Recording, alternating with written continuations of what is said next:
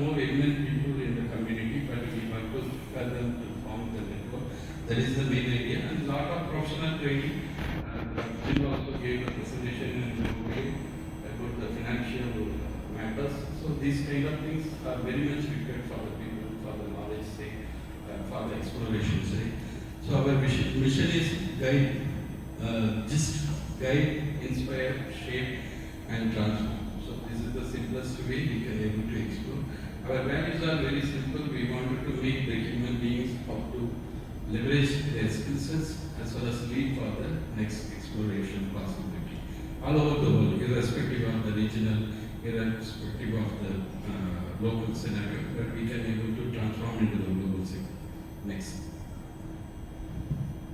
So our objectives are already I pinpoint several things. We can go into students level, professional level, entrepreneurial level, leadership level, in all sorts of way we can able to kickstart. So public speaking is an art where many people they miss out how to leverage the public speaking skills. That is the main thing we want to focus. And the professional training, Singapore is ideal for the transformation of manpower resource. Many training bodies, they are providing the training associated with government agency, private agency and all. So we can able to pick up all these points, how to join venture with which is next one. So this is our organizational structure, very simple but very ideological as per the government which mentioned us for following all these exco members and other statutory bodies, the stakeholders. Next. So myself, I don't want to go very deep. Myself, President. Next, Mr. Prasad is the Secretary. Ms. Vijaya is the Treasurer. It's a very core, competent personality. And market focus, we are focusing in two categories: institutions and industries. Institutions, we can able to stakehold with the different kind of things like research centers, universities, colleges, schools, and private and government sectors, all these things. Industries, the MNC, SME, and just now we are talking about another society, Singapore South Asia Chamber of Commerce and Industry. So we are planning certain way how to join venture with us, and Kalakatara Association also we are planning for some collaborative event for Mother's Day. Last year the Mother's Day still we remember Dr. Kalima Sadia was the chief guest for that when she was with us. The startup ecosystem, yesterday also we spoke with startup EN, the delegates are already available in Singapore, and very soon we are getting the Chief Minister to visit Singapore. So all these things we can able to touch upon in different categories. Next. Target clients and audience, professionals, entrepreneurs, leaders, and any kind of PME category, professional management, training, technical category, and school students in Singapore. It is because they don't have the connectivity to the real time. That's why we want to embed them to learn and explore value in the real time, along with the industrial supports or social enterprises. So speaking skills already I mentioned, that is also very important, and training skills also very important. Singapore has given certain way the ACTA certifications and how to make the training and assessment very effectively. We can customize and provide the same thing for them. And career skills and professional development, that is also very important. We put upon with the different category of topics. Leadership quality, as of now, everywhere it is the crisis. How to transform a professional into leadership quality, that is very challenging. We can do that kind of training. And personality development skills, that is also very important. How to leverage those skills, then only you can endorse. Next. Health and wellness, without health and wellness, yesterday also we spoke about that. We have to move along with the chronic diseases, how to manage efficiently, effectively, avoiding certain kind of lifestyles which are reducing for the chronic diseases. We can work on it. Next. This is our past track records, just for a glimpse. We appreciated the way Mr. K.P. Raman, he passed away, where we wanted to endorse his tendency to contribute for the society, commitment with the passion and the writer, senior writer. So we gave the Human Excellence Award. Another one is Anandam Youth Foundation. They help many students who can able to study, underprivileged students, maybe 350 students they are supporting. So we honor them. Next.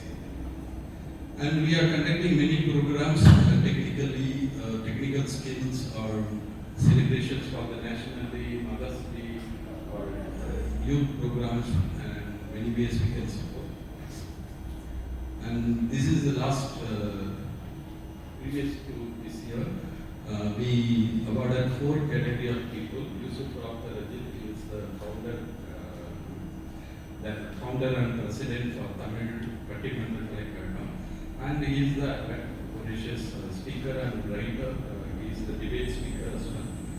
In many ways, he contributed to the society. I am now the secretary for tomorrow we have the AGM here. So, and Geban Prem is the Agora Public Speaking Club in charge person, a past Toastmaster veteran also. And Mr. Arun Sharma, he is also Cluster Base and Toastmaster veteran. Catherine, she is a good-hearted human. She has done a lot for the society. Unsung heroine like that. Next. And sometimes we conduct this online because of the COVID, Human Excellence Symposium we conducted through COVID Zoom. Next. And International Women's Day, we have the speaker here, Rekana. She did a lot of support for her, for our program, and she was the one among the speaker. Next. And International Workers' Day, previous time we celebrated, and this time we arranged this veteran speaker's talk. Next.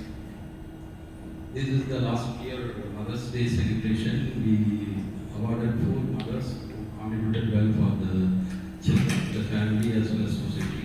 Next. This is the Human Excellence Symposium. We have one awardee with us, that Mr. Kala Mohan as one of the Human Excellence awardee. We are very happy for making the things for you as well as both guest members. Next. International Women's Day celebration we conducted last March, and we have some panel session, fruitful discussion and all about women empowerment. Next. And today we are celebrating the Workers' Day, the remembrance of all workers who are supporting us, and we are expecting a lot from you to hamper with us to kick off many programs. And we have to thank Brigadier Shishil Basin to make, because today he has joined with the Asia Professional Speakers Survey. His purpose of visit was that, but he wanted to engage public talk, so I arranged it in a small way. But in future, we can able to pick up for many levels to engage him for the people. I have to thank Chandra Mahal for offering this venue, and Masters Academy of Speech and Training to support for Brigadier, and Singapore South Asia Chamber of Commerce and Industry, Dr. Chindu is supporting us for some, and Mr. Ali also. So many good-hearted people are supporting me. That's why I can be able to come forward and stand in front of you. I have to thank one and all. And next, yeah, we are here to support for the society, support for the people in whatever the way, the possible things we can able to expose for the community through your help. Through your support. I got to thank Mr. Nagarajan for this wonderful support of the session. Thank you so much. Thank you each and every one. Thank you.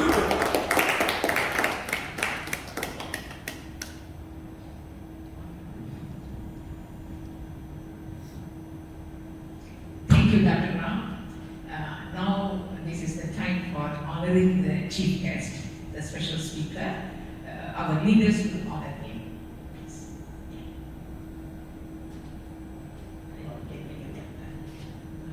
Kalamohan here, Dr. Chindu, and Sangameshwar here, and also Dr. Ram. 4 of them will honor this guest speaker.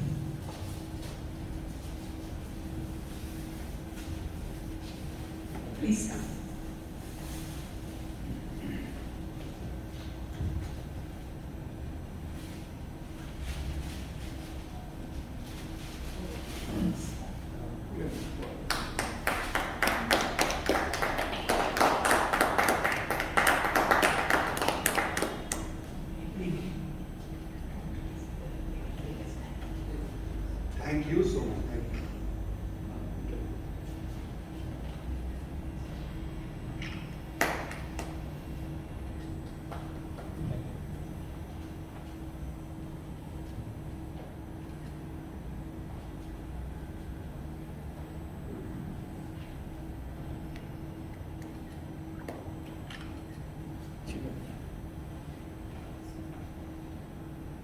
Thank you. Thank you. Thank you.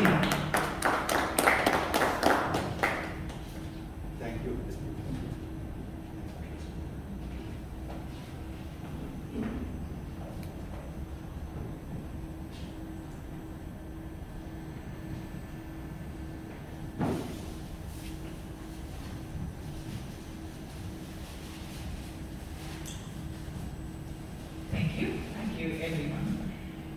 Now it's time to introduce the chief guest as the speaker. I am really honored to introduce Brigadier on this stage. Brigadier Sushik Bashir is an award-winning military-inspired leadership and time consciousness coach. He has rich and varied experience of 34 years in the army, applied in the business world for 18 years. He is a global keynote speaker, 2 times TEDx speaker, 2 times Joe Stock speaker.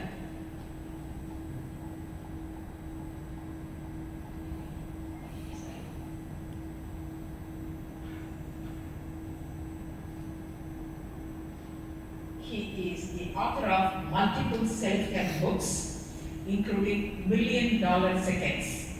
It's a very special book, and it has got a lot of appreciation for his work.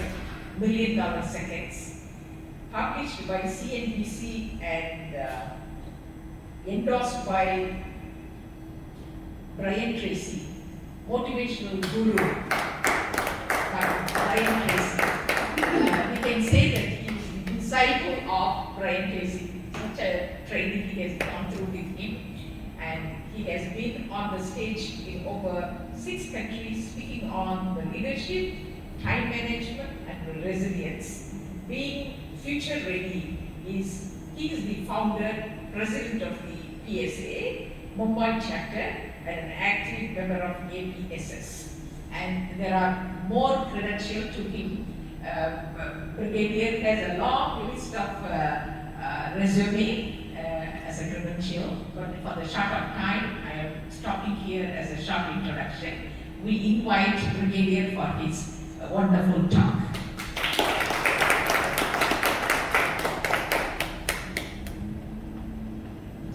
We have our secretary also, he came just now. Thank you for inviting me.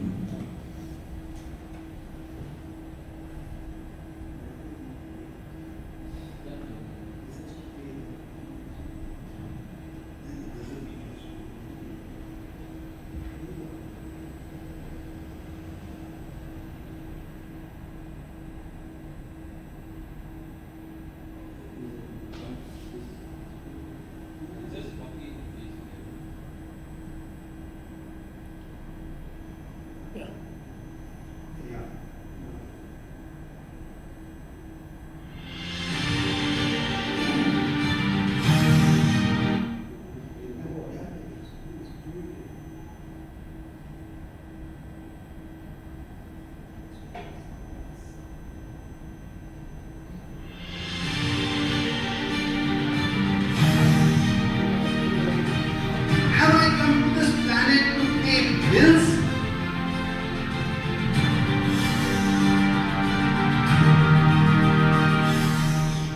Leaders are not born, they are made. So I want to meet you for half an hour. How much will you charge? Everyone will be buying and selling time.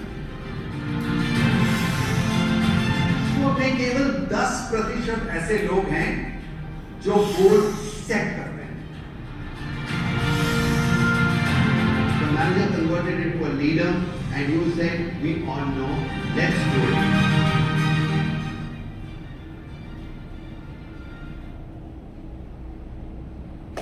Okay, thank you very much.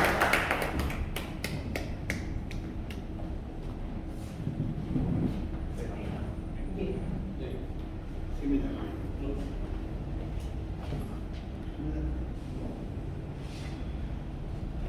Good evening. I think it's too loud.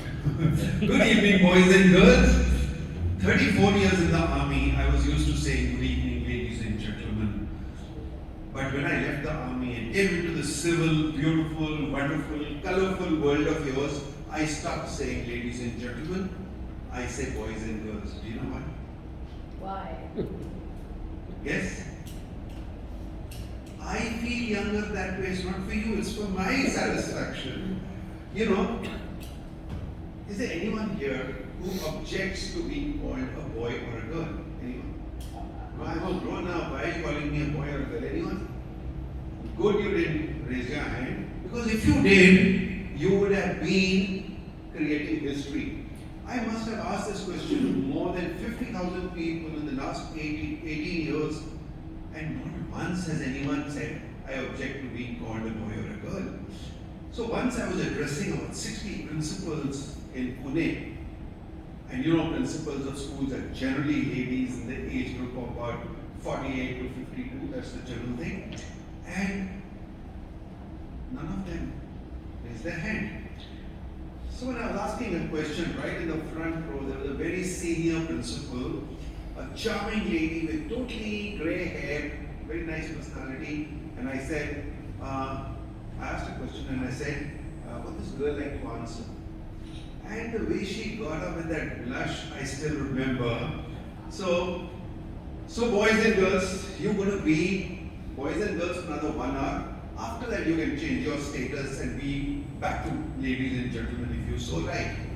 Right, so I want to tell you that today is a working day. It's been a long day. I started working I got to this conference at 8 o'clock, and you also must have started your break earlier. But I don't know whether you're tired or not. I'm not tired. People say I'm retired. I say I'm retired but not tired. How many of you are tired? Raise your hands if you're tired.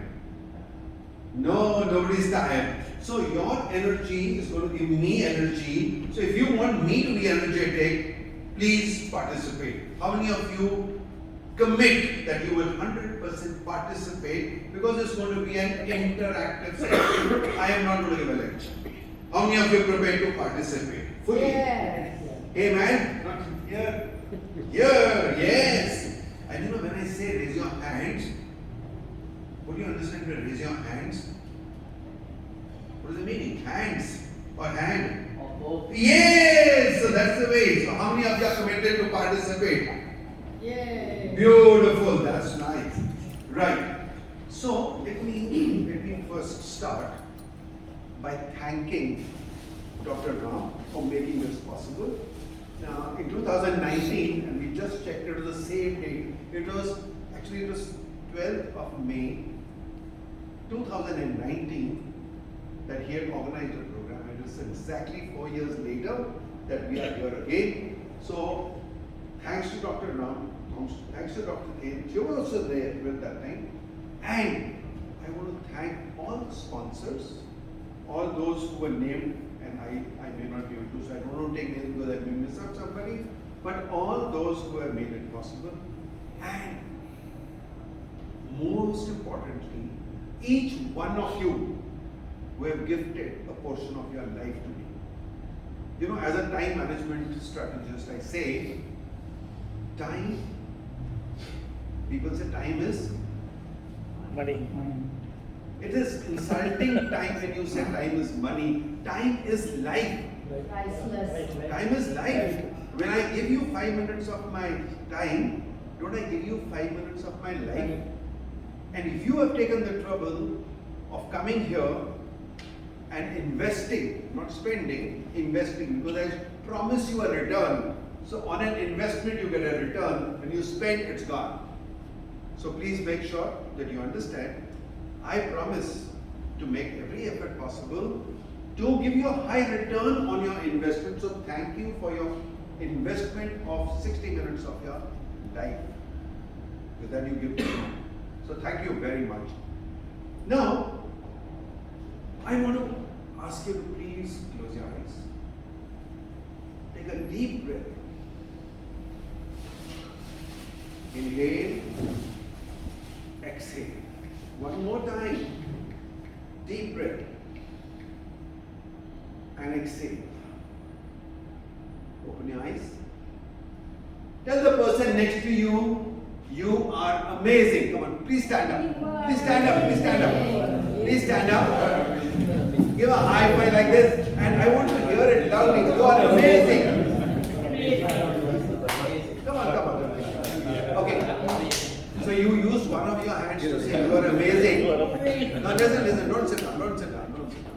Now use the other hand and say, I am awesome. Come on. I am awesome. And now you put both your hands together and say, we are outstanding. Louder, louder. Okay, so please Sit. now, boys and girls, today what we are going to be investing some of our time to address a question that is very important for all of us. And this became particularly important when we went through a global crisis called the pandemic. All of us went through it. And all of us were affected by it. Less or more. Some of us were unfortunate to lose our dear and near ones, young or old. Some of us saw our friends going away. Some of us, though they survived, but we saw them going through a lot of trouble. And some of us ourselves went through a lot of pain. And then you realize that some people, through the same COVID, which was same for everyone. Does anyone know what is the number of people globally who died? Anyone knows? Globally, about 90,000 people, they estimate, across the world, died. And many more were ill but came back. But how many people in the world, and if you take the percentages, less than 1% people died. But how many people were scared? How many people were stressed? How many people were tense about this? How many? If you take the percentage of the world, how much? 90%. Automatically. More than 90? Yeah. So we normally fear things that don't happen. Fear is false evidence appearing real. How many times in our lives we thought we'd fail in an exam and we were surprised we passed? You thought you were going to miss a train, but you got it. So, let us today address this question and say that crisis will keep coming. Whether it was COVID, whether you miss a flight, whether you lock up your keys in your car and you don't know how to open your car, crisis, small or big, will keep continuing in life. They are part of our life. How do we prepare ourselves for the crisis so that whatever may happen, I am better prepared? How many of you think this subject would interest you?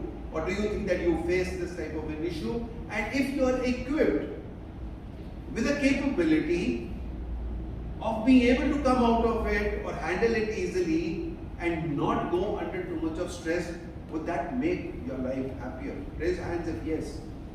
And say yes. Yes. Some of them had something, but some of them didn't have. So the energy level. Tell your neighbor, I can say louder than that. Come on, say that. And I know some people, when they left home this morning, they told their wife or husband or mother, somebody, I promise you, I will never raise my hand come what may. So, okay, so they started their day with that. Okay, so how many of you think this subject would interest you? Say yes. Yes. And if it doesn't, then you are welcome to either stay back or leave, because this is what we are going to be talking. Another thing is, I'm going to make it very interactive. There will be a lot of question answers, and please interact. Please give me your views. So let's go to the next slide. Now that is because we don't have a slide changer, so this will be this will be another thing. How many of you remember this instrument? What was it called? Radio. How many of you have it today? Murphy radio. This is Philips, of course. How many of you have it today? Nothing. You still have it? Now if you ask children, they'll ask you, what is this? Okay? And I'm going to come to something else and I'll tell you what my grandson said. But it was in 1956. I won't tell you how old I was because then you'll know my age. But I was a very small boy. And we heard something happening at home. There was some discussion going on that we were going to buy a radio. I know. I heard it. I heard people say. And then there was a lot of excitement that today the radio is going to come. And I was in Shimla where there's no transport. So if a radio has to come, there's a porter who puts it on his head and brings it. And I still remember, since morning we were waiting, and at 3 in the afternoon, this coolie comes with a box on his head. And everyone is waiting, and not only in our house, the whole neighborhood was there. And then this box was put down, the radio was taken out, and put on a corner table. I still remember that corner table in our drawing room. It was put there, it was switched on, and then it's tuned in, and there were songs coming, and people were delighted because they could hear music at home through the radio. You know, at that point of time, when I take my memories back, it looked like something which was miraculous. How are songs coming? How is the lady singing from this instrument? Okay. And today when you look back at it, it's history. And that time, did you imagine that you'll say, send me a link? Did you imagine that? No. No.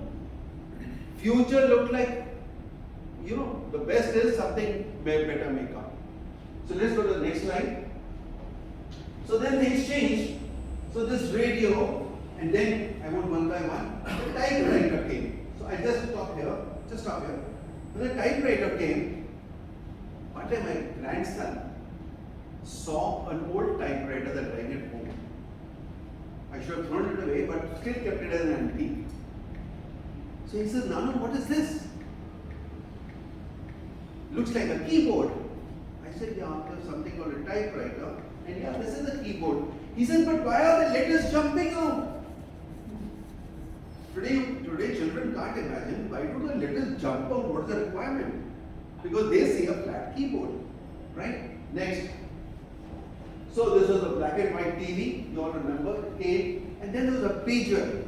You remember this pager came and went in no time. Yeah. The doctors used to put it there, and all it gave you was a beep that there's a call, go ahead and attend your call in your office.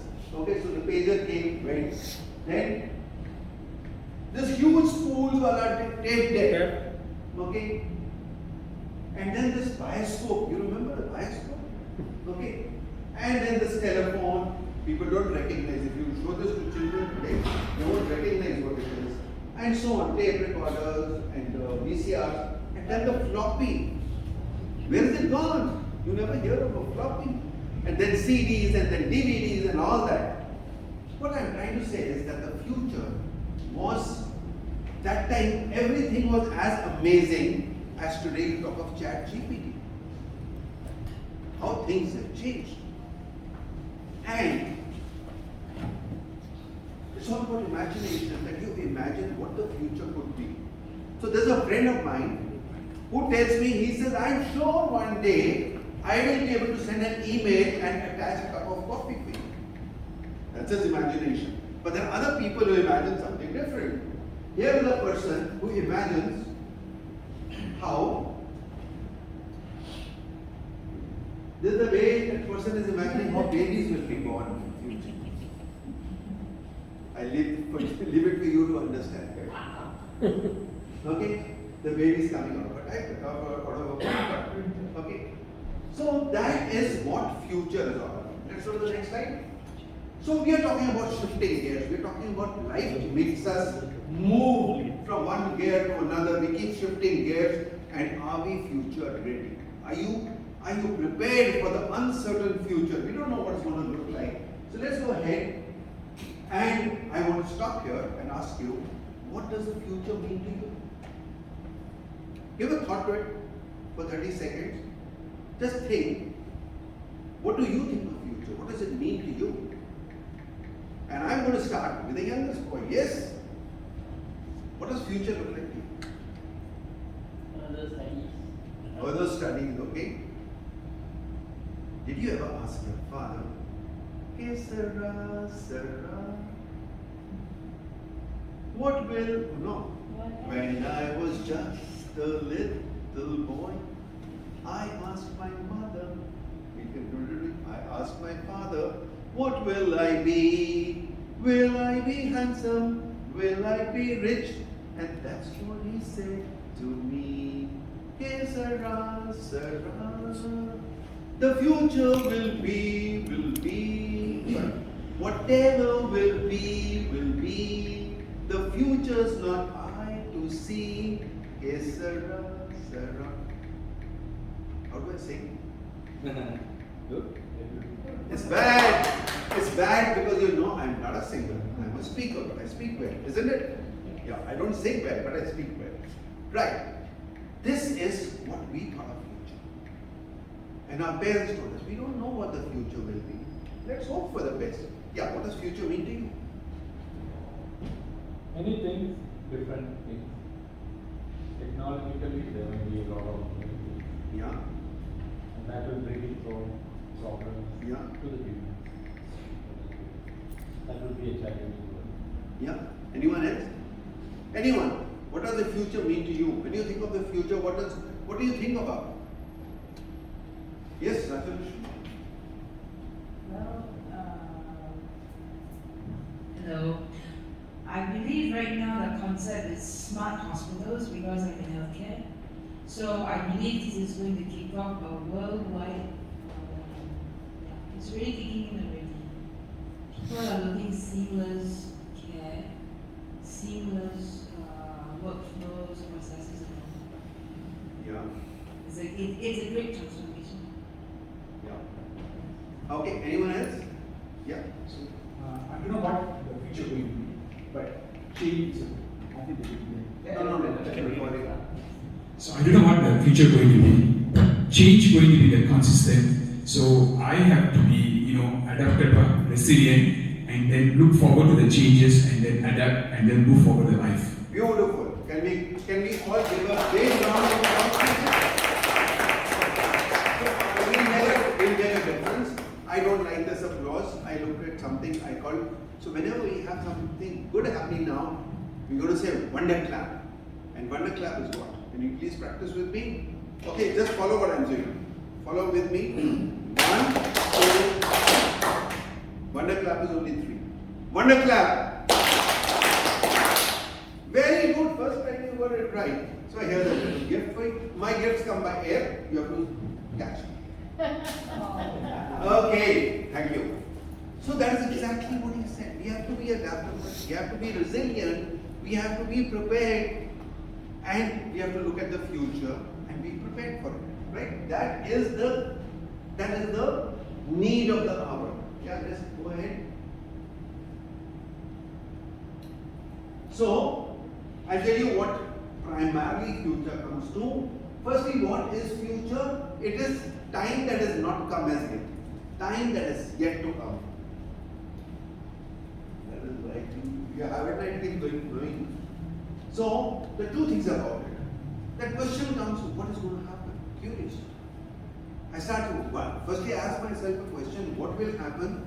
And then I start imagining. And sometimes I imagine all the wrong things that could have happened, but they never happened. Right? And then the second is, what is the expectation of an advancement or a development or progress that is going to take place in my life? Okay? I just do this mean next time.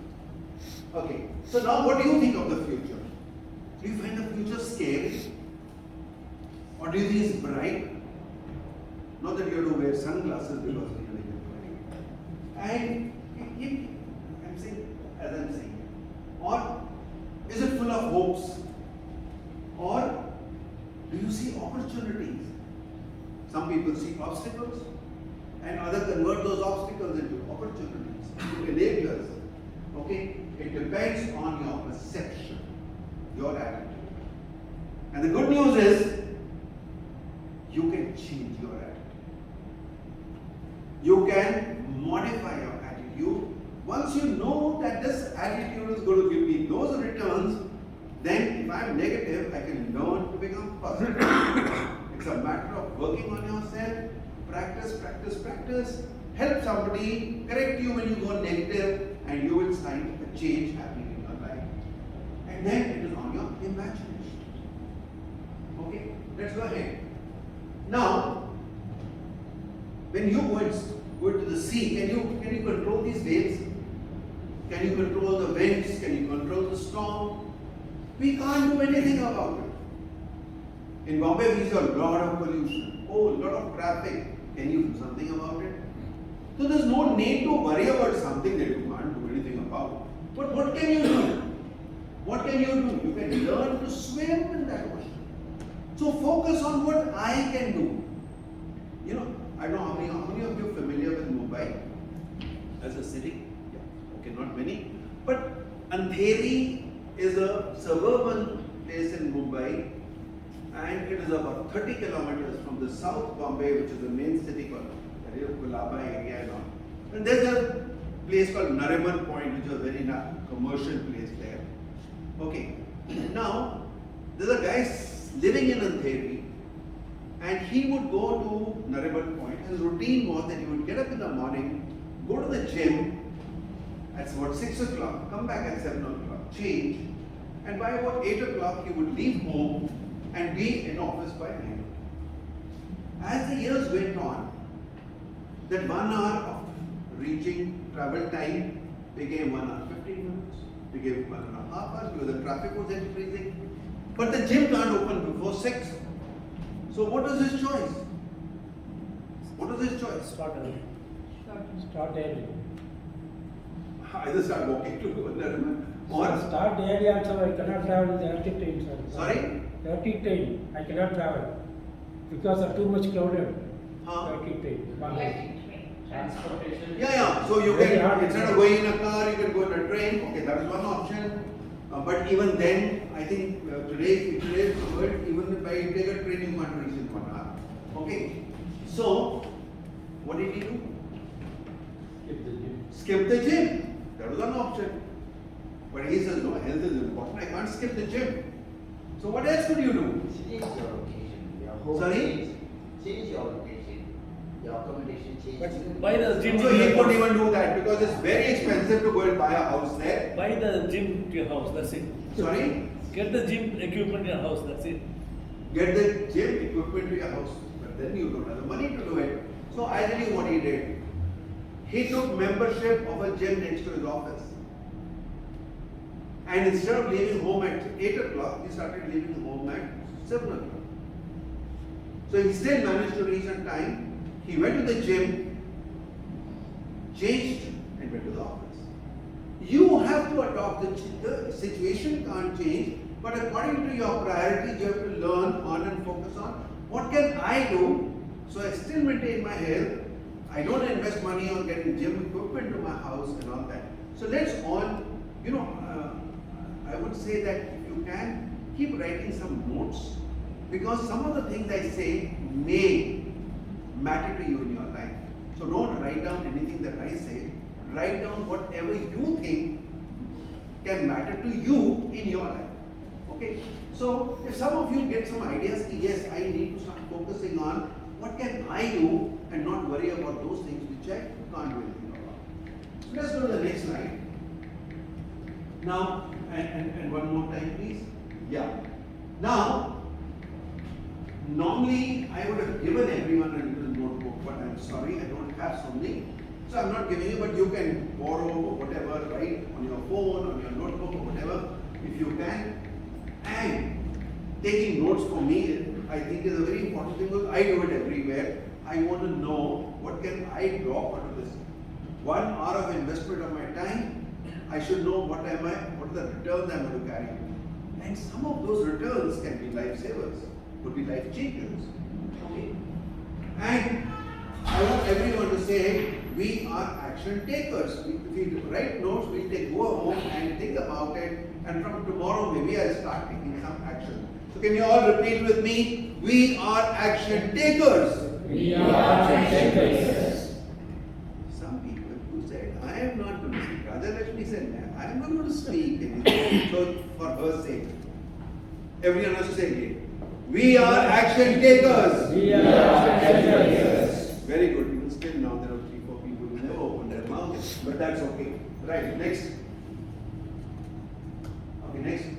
Now I was going to do an activity, but for various reasons, including shortage of time, because we started very late, and I don't want you to get late for your dinner and don't get scolded by your wife or your husband. So I'm not going to play this activity, but I want to do it virtually. You know, I have realized one thing. Because we are human beings, we have got the liberty to imagine and think. So I'm going to tell you a situation, you're all going to think and give me answers, right? So all of you imagine that I was going to play this game with you, and I would have given each one of you one sticker. I'm not giving it to you.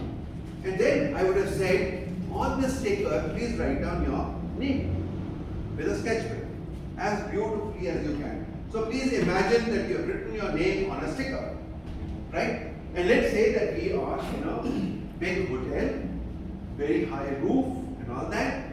Okay, we are not in this building. We are in a building which is a nice, tall, big building, big hall, and a high roof. And I told you, I am going to give a prize, and I may give it today if I get a good answer. And that prize is one of my books, which I would like to give to the winner, right? And the question is, I want to see this sticker with your name at the highest possible text. Just tell me, after imagining, where would you show me your sticker? Where would the sticker be if you did it? Yes? Here. So let me tell you that that's not my question. It has nothing to do with it is physical. That if you were to do it, I would measure the distance between the ground level and your name. So where would your chip be? Ceiling. Ceiling. Okay, good. Please give up a big hand. Ceiling. Okay, anyone else? Where would your chip be? The highest I can reach on the wall. Highest you can reach on the wall. You can't reach the ceiling. So Of you course say you the can. height. No. But supposing 4 of you get together, you tell your father, please pick me up on my shoulder. Will he do it? Yeah. Huh? So then, So, so I've seen people doing this in the hall. When 4 people will stand and then 3 people will stand, that handi, and they're going to put it. Okay. Incidentally, I went to Kuwait, and there was a hall in which there was a dome, and the ceiling must have been a dome type of ceiling, and the center part of it must have been at least 25 feet. And I was told, don't do any activity here where a man has to touch a woman. Not allowed here. I said, okay. Now, do you think in this activity a man has to touch a woman? Is there any need? No. But I got a picture of a lady, Arab lady, in a hijab, and there are at least 6 hands on her bums. Why? Because she said, please lift me. Because she had a purpose, so she didn't mind people touching her. So what I mean is, where would your slip, where would your chip be? So he said ceiling. Anyone else? Any other idea? I have a different way. Yeah, please go ahead. I'll keep it where your eyes are, your height level. Okay. But I want you to see that. Okay, but that's your name. Yeah, you want No, I want to, my question still remains the same. I want to see your slip at the highest possible place. justify that. But it can't go higher than the ceiling. So he's already got to the ceiling. Anyone else? I'll take a snap and send the WhatsApp social media. So I normally give the prize. To somebody whose slip is at least 100 to 200 feet above the ground level. How do you do that? Just as I can't play this game here. You open the door, go to the lift, take the lift, go to the 13th floor and put it there and come back. 3 minutes. Okay? What do you learn from this? What do you learn from this? Things can be simple, but we complicate. Things are simple and we complicate them. That is one good one. So please, let's have a wonder clap for Rehan. Okay. Thank you. Okay, that's one. Anyone else? Good lesson. Then I give you one more. Yeah. Thinking out of the box. Yes, thinking out of the box. That's very nice. Another wonder clap. Yeah, here goes. Yeah, oh, very well. It was not thrown well. Okay. Anyone else? What else you learn from it? We create our own limits. We created a limit that seating is my limit, but seating is not my limit. Sky is the limit. Sky is the limit. Okay. And when I motivate my people, I coach my people, and to some people who are really energetic and passionate about things, I say sky is not your limit, that's your beginning. You can go above the sky. Escape velocity, go into the orbit, like a rocket. Right? So, this was to tell you, this is to tell you that we need to break the boundaries of our own imagination and our own limit and look at the future with much more than what we think we can. Now, I want to ask people, whatever you have achieved, whatever you have done till now, for example, I ask you, when you were 20, did you imagine you will be working in a port trust and achieving those high aims? Did you think of that? Most of us, I as a child never thought I'd be a brigadier in the army. I never thought I'd stand on the stage and talk to 1,000 people. I never thought that. So we all actually achieve more than what we have imagined. So can we today again say that for the next 3 years, 5 years, 10 years, 15 years, whatever, can we now start thinking bigger? Because when we think big, we achieve big. Right? Let's go to the next one. Now, he came out with a beautiful thing and he said, change is the only constant. And that's an old saying, very old saying. Nothing happened yesterday. My grandfather used to tell me that when he was small, things were changing then. But why are we so concerned about, we all talk about the change today? That time nobody talked and things were changing then also. Things were changing when I was a small child. Things were changing when my grandfather was a small child. And things are still changing. But what's the difference between the change now and the change then? Frequency. Sorry? Speed. Speed of change. Let's go to the next one. The speed of change. How many of you know that the rate of acceleration of speed itself is changing? And the experts say today that in the next 20 years, you will see more than 1,000 years of change. How many of you have already seen that? I know from my childhood, when I talked about that video, from there we have reached a stage when I write a question on ChatGPT. How many of you use ChatGPT? Yeah. And you write a question and say, I said, give me 5 highlights on, are you future ready? I said, let me see. ChatGPT comes out with another answer. Of course, whatever it said, I'd already covered. And today we were talking about it. He was there. ChatGPT is equipped with answers or knowledge up to September 2021. That's one of the limitations. I'll tell you the details. Okay, right. So the things are changing. They are going to change faster and faster. And when I go and talk to colleges and I talk to students like him, I say, and please tell your children this. Please convey this message to your children and grandchildren that the biggest challenge for this new generation is going to be to cope up with the speed of change. is your thinking, is your imagination, is your actions commensurate with the speed of change? And the speed of change is going to get faster. Are you going to adapt faster? You said you have to adapt, you have to be resilient. How quickly will I be able to change? How quickly will I be able to adapt to a new situation without getting tense and worried? Next. Now, all businesses are getting disrupted. Okay. I had once to do a training of a company called Meru Cabs. I don't know how many of you heard of that. Meru Cabs was mostly Indian. It was not a universal thing, or not a global company. But it was the first radio cab in India. And they came to me to say that we want you to do our training because there is a company called Uber which has come and taken away our business. And I don't know how they are giving a cab for 8 rupees a kilometer when we can't afford to give less than 20 rupees a kilometer. So we are losing customers. Okay? And then Uber and Ola is in India again. Uber changed the world's transportation system. Yes or no? Yes. Now I had another client called Mercedes.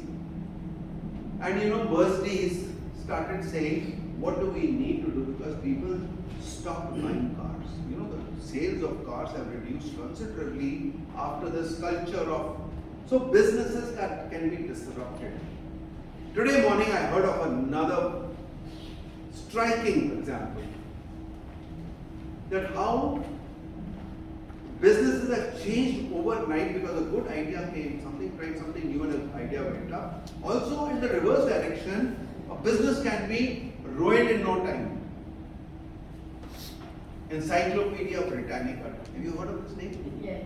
Yeah. There was a time when people used to come home. There was a set of about 36 books. It used to, in those days, cost about $1,000. And nobody would pay $1,000, so they used to take it in installments. There was nothing called EMI those days. But there was installments, you could pay it in a couple of months. And in 1987, a CD came out called Grolier. Grolier Encyclopedia cost $10. And all the encyclopedias were contained in a set of 10 CDs. 36 encyclopedia volumes were contained in 10 CDs, and those 10 CDs came for $10. Right? What happened to Encyclopedia Britannica? They said, no, print media will stay where it is. We are market leaders, nobody can stop us. But in 2 years' time, they had to close down and come back with an electronic version because they couldn't survive. What happened to Nokia? Everyone knows. Okay? Right. I've also done their training when they came. I said, you come to me with the patient in the ICU. There's nothing left in you. What can I train you? Because Samsung, he said wherever my people go to sell, the Nokia board has come down, Samsung board has gone up. And then of course iPhone and all that. So today I got to know that there's a company called Chegg. Anyone heard? CHEGG. Anyone heard of that? It's an international company helping students to do their homework. In one day, the business dropped by 43% globally. One day. What happened? Why did the business drop 43% globally in one day?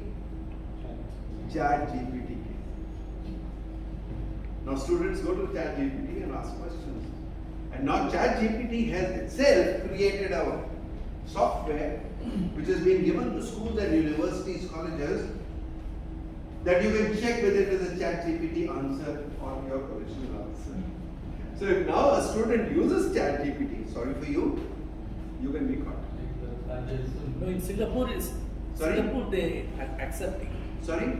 In Singapore, they are asking the students to use ChatGPT. No, they can ask.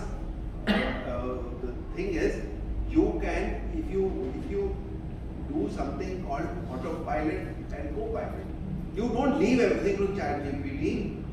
You take its advantage. Correct. and use it and use your own knowledge, augment your knowledge with what ChatGPT is saying, that's what I am also doing, then it is a force multiplier.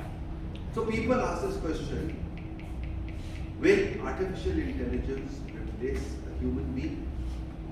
And the answer is no and yes. It is no and yes. I'll tell you what. Artificial intelligence will not replace you, but the person who uses artificial intelligence will replace you.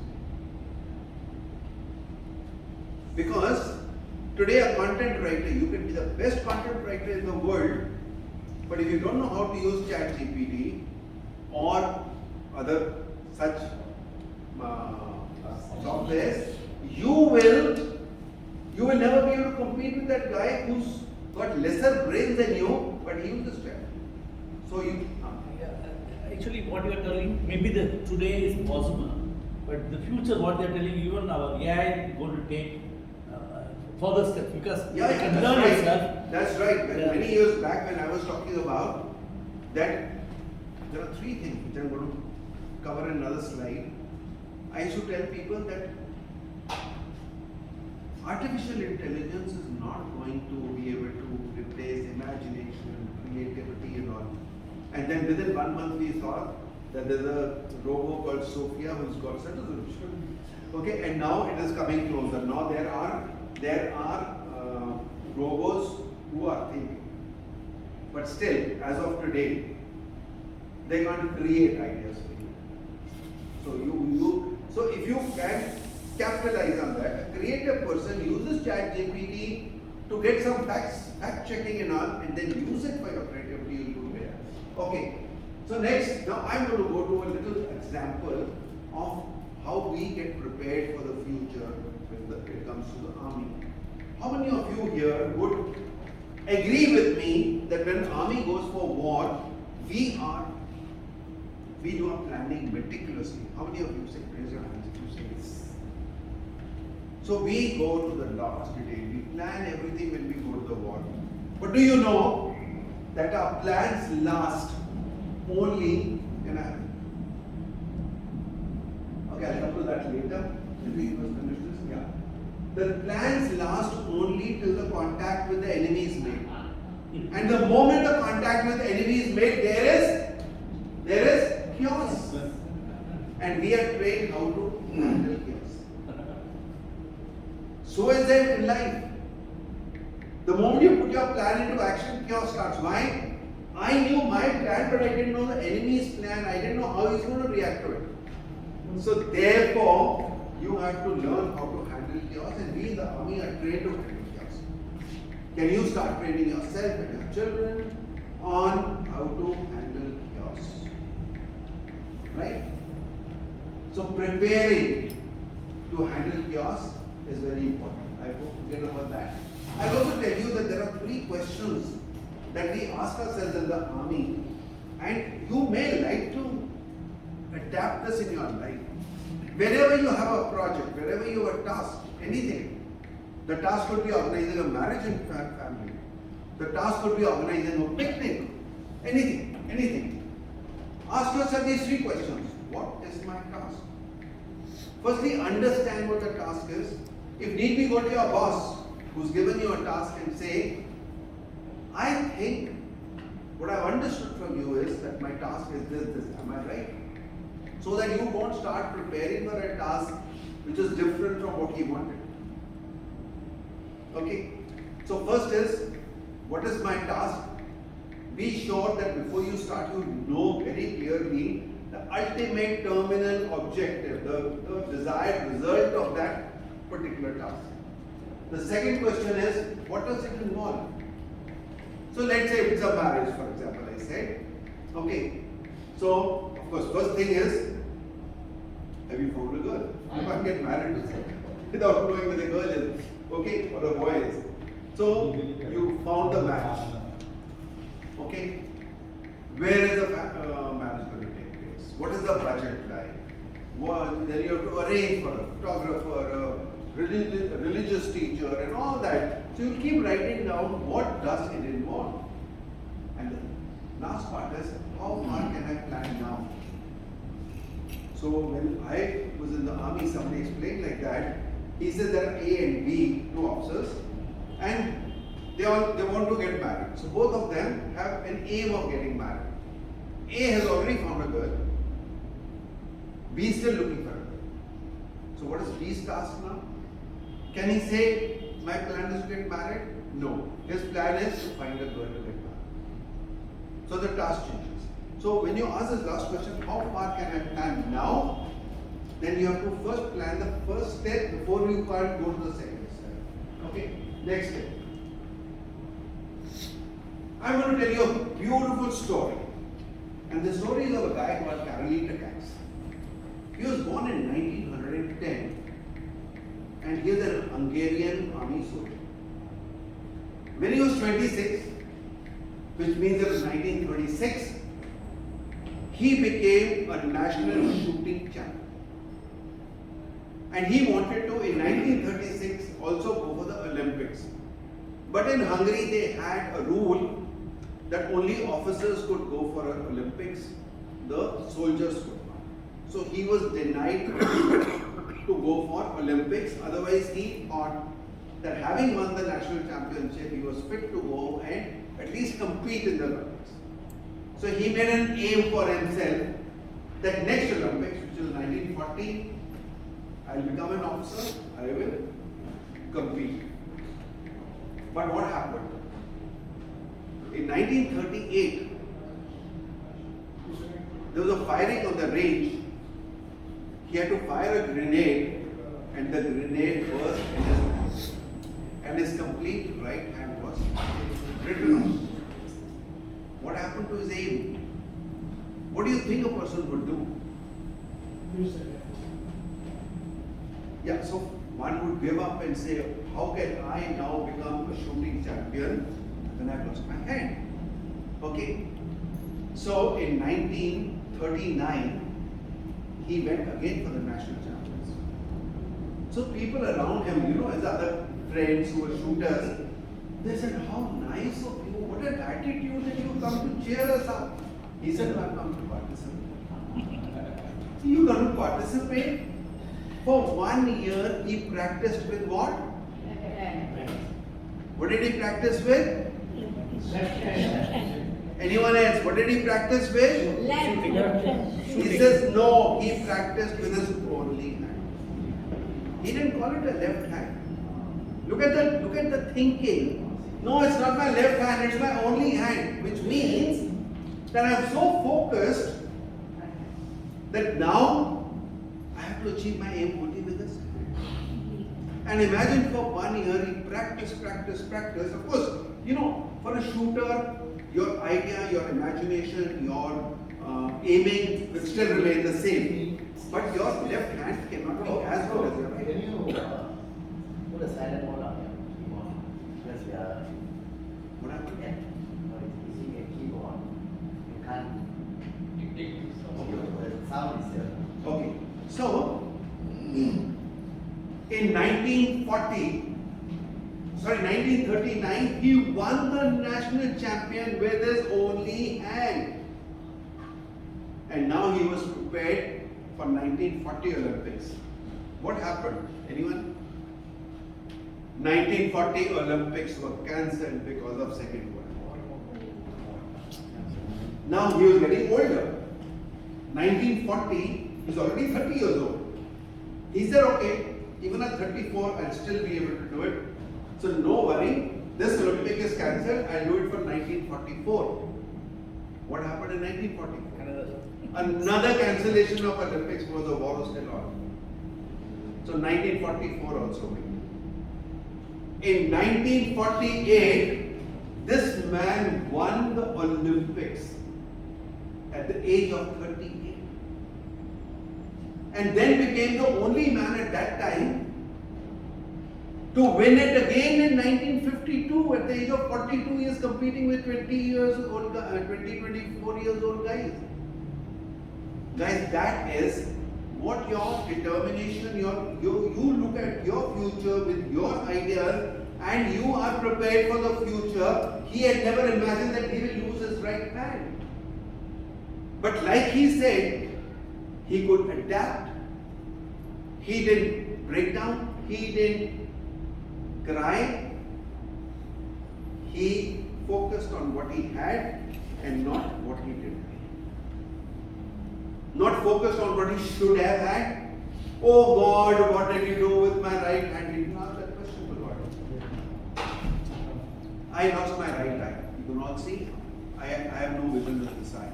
When I went for my surgery, the doctor said, I've never seen somebody with this attitude, because you never even once said, why God did this.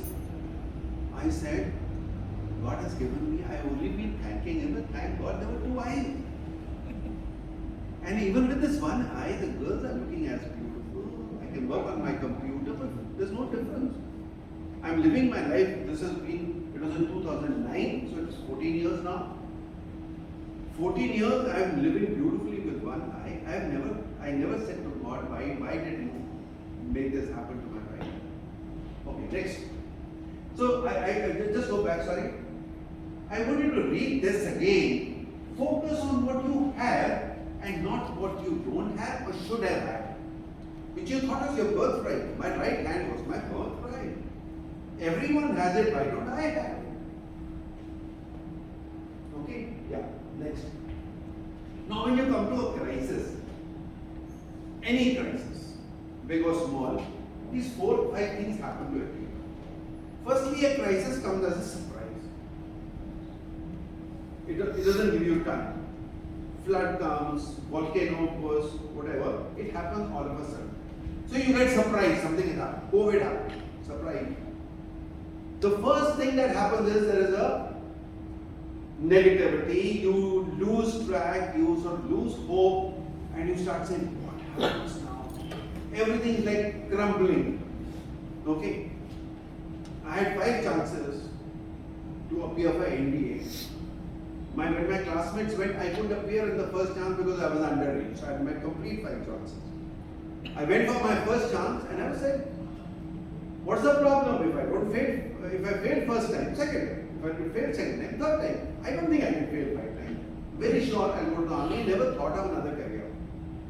But when I went for my first time, written exam, I passed. Went for the interview, I passed. I gave a telegram to my parents.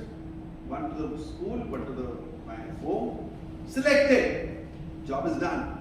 Something was left. Medical. I'm medical. I'm a cross-country blue. I'm physically fit. Who can stop me there?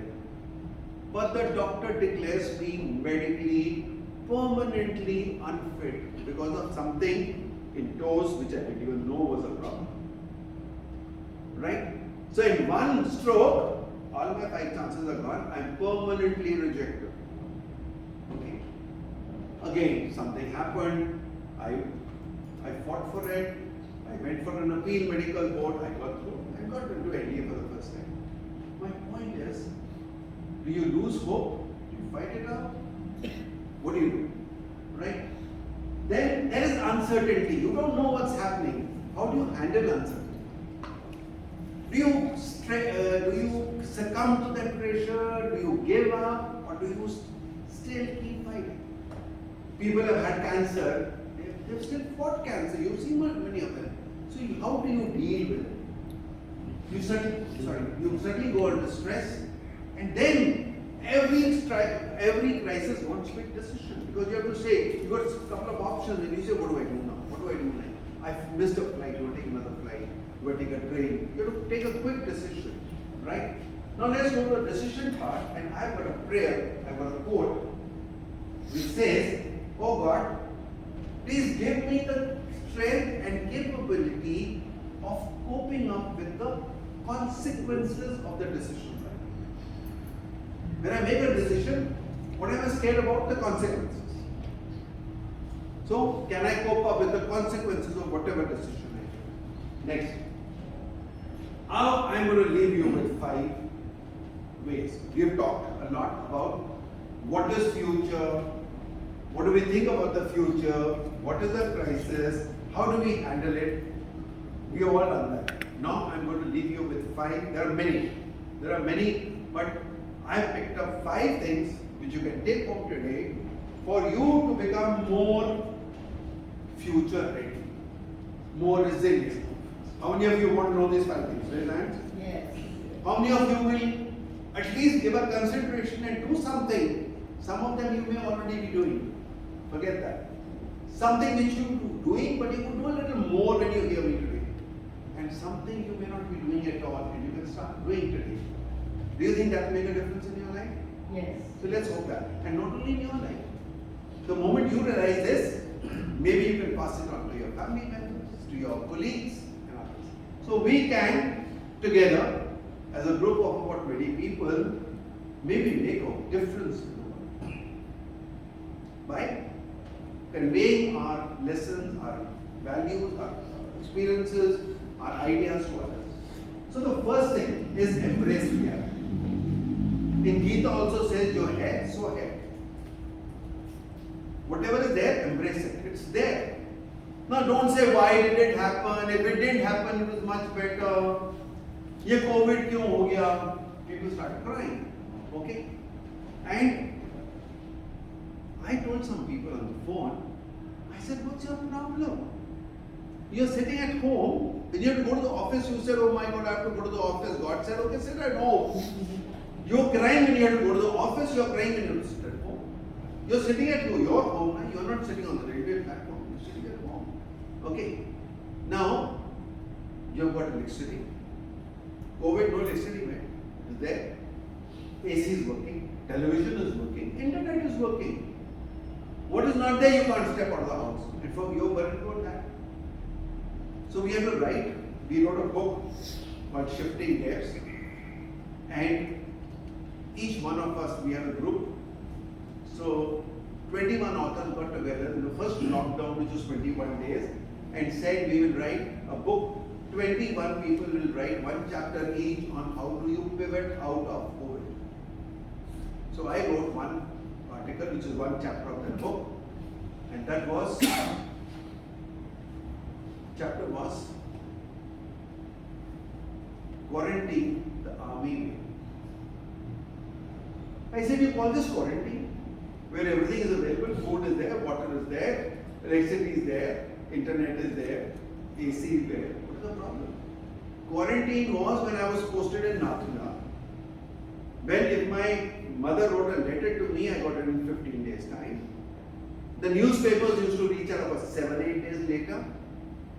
When you came out of your tent, not tent, we had barracks. You came out of your barracks, the only thing you saw was white mountains and Chinese soldiers. And your own OG soldiers, that's it. You never saw a girl, you never saw color, you never saw a restaurant, you never saw a marketplace. Nothing. That was quarantine. Later on, at the age of about 36, I was posted in the deserts. Temperature, minimum 42 degrees, maximum 52 degrees. I don't know how many of you have experienced that. Okay. When you are feeling cold, if you are in high altitude, you can wear 1, 2 layers, 3 layers of clothes, gloves, caps, sit in front of fire. But what happens when it's hot?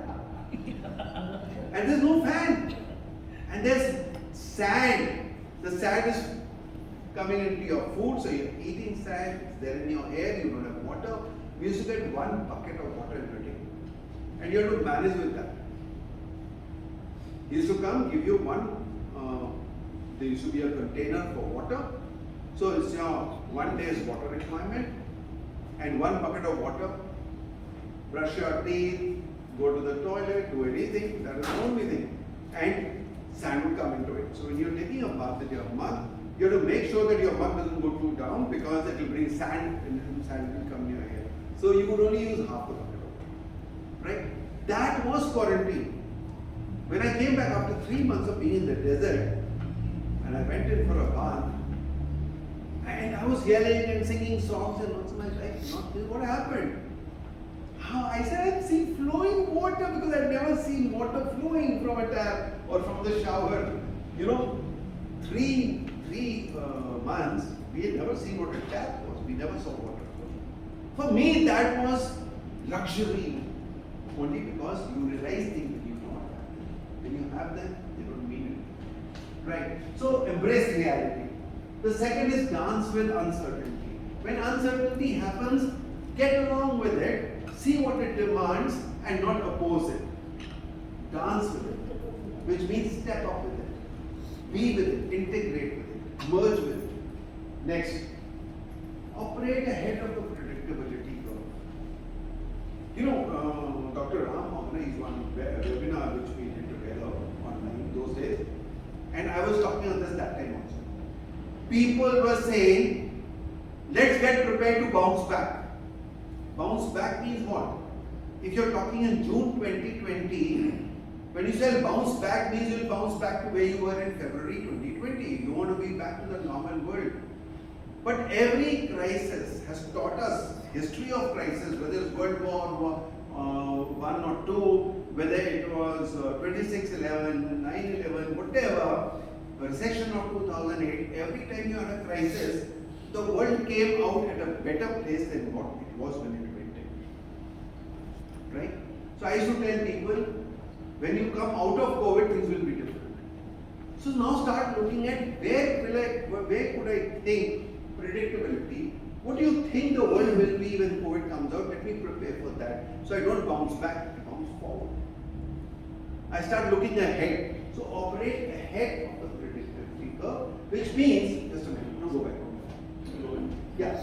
Vision of what I want. Where do I want to reach? I should have that clear. And then work backwards to say what are my milestones and start looking at that. Operate ahead of the predictability.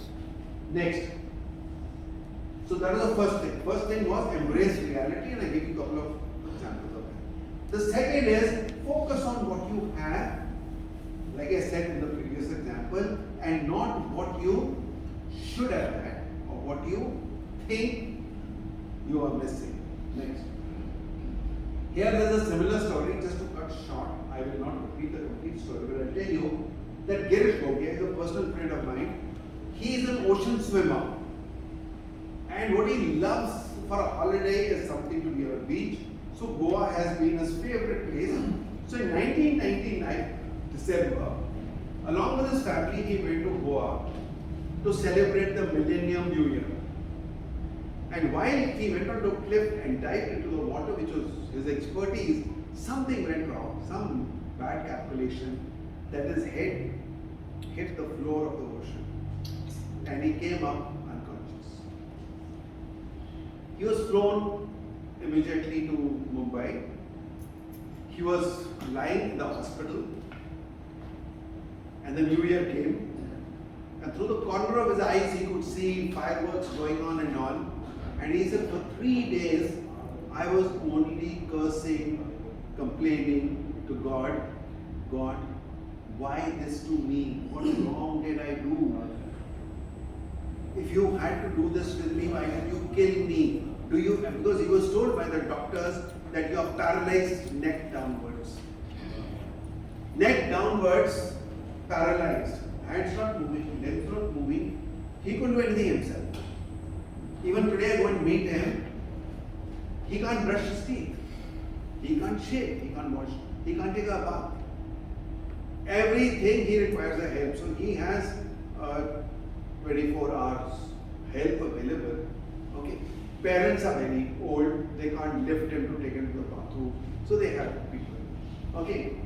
He's become the world's, he's become a very famous motivational speaker. He goes on a wheelchair and he tells people, if I am, so what happened? He said, after 3 days, I asked myself, I said, Girish, how long will you keep crying? Will you keep crying the whole of your life? And then he said, let me focus on what I have and not on what I don't have. But I have my eyes, I have my brain working, I have my mouth, I can speak, I can hear. All my 5 senses are intact. The only thing is my limbs are not intact. So what? So when I first heard him, he came on a wheelchair and he said, can we have some music? And then he said, come on, let's dance. And everyone is dancing and he's on his wheelchair dancing. He can't hold a mic, so he had somebody else holding the mic for him. And he's dancing. And then he says, then he told a story and he says, I can be happy, what is the problem with you guys? Why are you not happy? So focus on what you have. He focused on his 6 inches. I call this a thought factory. Above your, the 6 inches above your head, above your shoulder, sorry, decides what the rest of your 6 feet or 5 feet body does. All the thinking, all the brain work, all the strategic work happens here.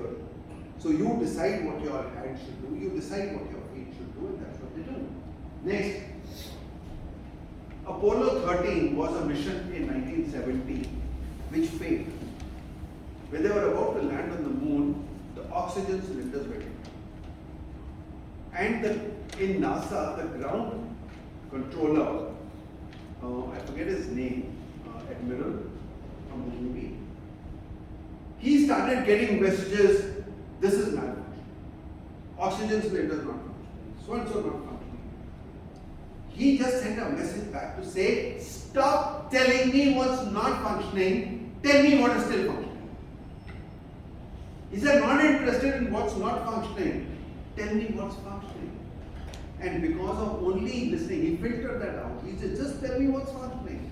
And with that, the control center in NASA got the space shuttle back with the complete crew, nobody died. Why? Because they focused on what they had, what was functioning, not on what is not functioning. In your life, can you focus on what's good, on what you have, on what is bright, and forget about what's dark, forget about what's not functioning. Let's go to the next one, the third one, resilient and growth mindset. How do I create? Now this is something which is again learnable and possible to implement.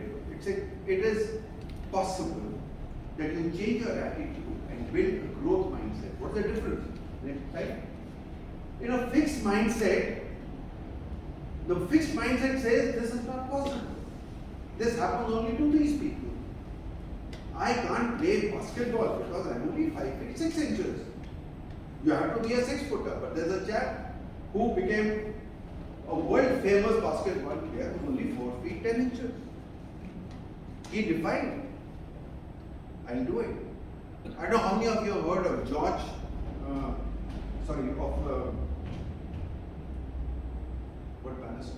Roger Bannister. How many of you have heard him? What did he do? He broke the 4 minute. Yeah, 4 minutes a mile record. Because the whole world said, medical papers said that human body is incapable of running 1 mile in less than 4 minutes. And he did it. And when he did it, today if you Google, there are at least 20 people who have broken that record. Why? Because he changed the belief system. Right?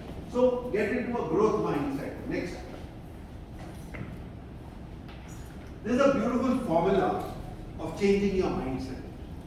And this is by Jack Canfield. What he says is, event plus response is equal to outcome. Event plus response is equal to outcome. Event, could anyone know about COVID? Can you do something?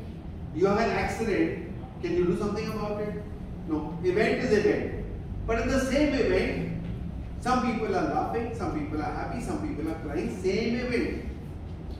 Okay? So he says, if you want to change your outcome, event can't change, the only way is changing your response. And that is 100% in your own control. Next, the fourth one, develop transferable and extendable skills. Now you must develop your skills that if something happens tomorrow, I am a speaker, I can't speak tomorrow, what else can I write? I've got ideas. I can't speak on the mic. There's a friend of mine, his name is Shrenik. He lost his voice. He's lost his voice completely. This throat cancer, he can't speak. Now he's got a gadget. He puts that gadget like this and he speaks through that gadget. He's got his voice back. He calls it sounds of silence. Okay? Which means that you can develop a skill which can be transferred, which can be extended, which can be grown, which can be scalable. You know, how many of you remember that there used to be shops where there were designers and painters who used to paint signboards of shops or make cloth banners and paint Do you find anyone like that now? But the same people learned how to do it on the computers. Same people. The idea is still there, but instead of using paints and brush, they started using a laptop. So you have to learn and develop those skills which can be extended and all that. Next. Now these are the 5 tools. This is a 5th point.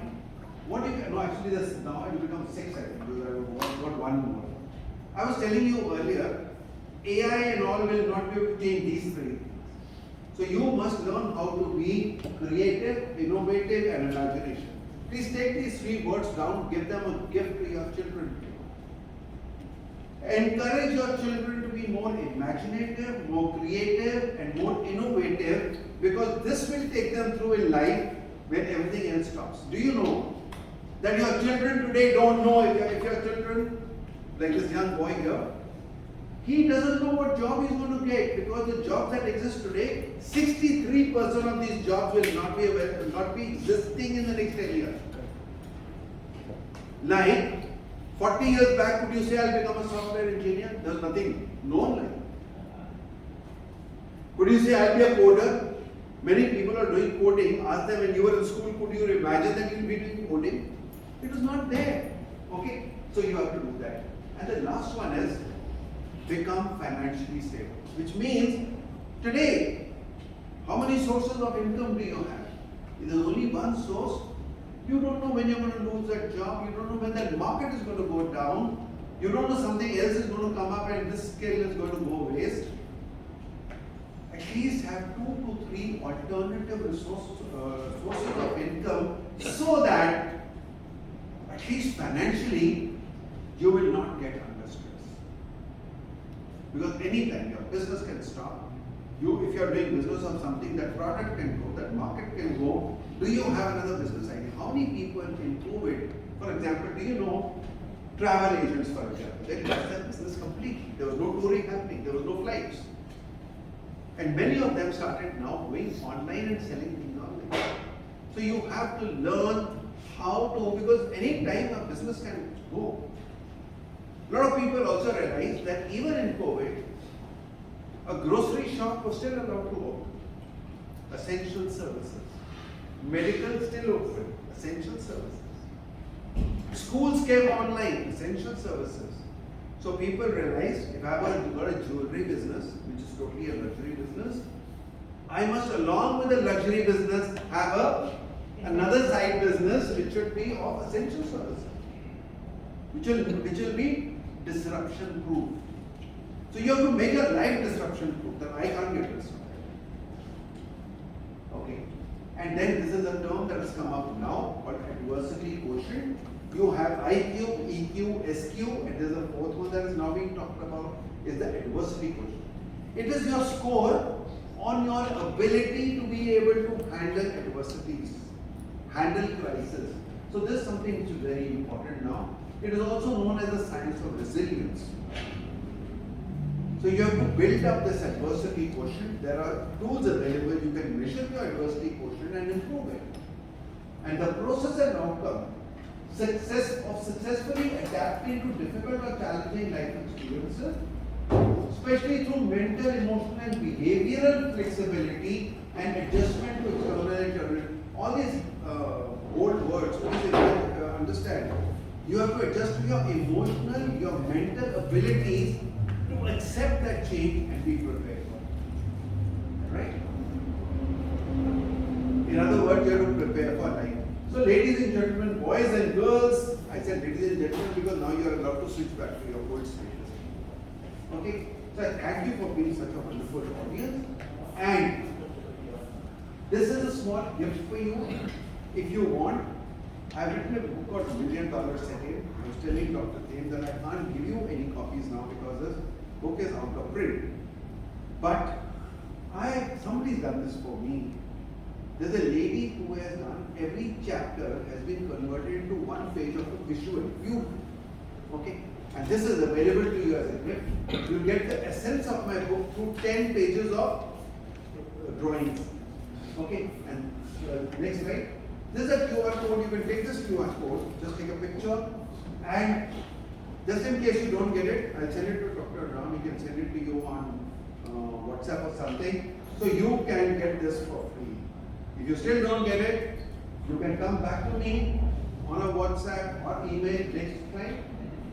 You can also take a picture of this. It has my website, has my mobile number, and email ID sushil@bridgefieldvaseem.com. That's the email. So you can contact me, and if there's anything I can do, particularly online, to help you with any question, answers, anything, I'll be very happy. Thank you very much. I want to know from you, did this make a difference? Yes. Yes. Do you think this 1 hour of investment or whatever, Yes. was it worth its time? Yes.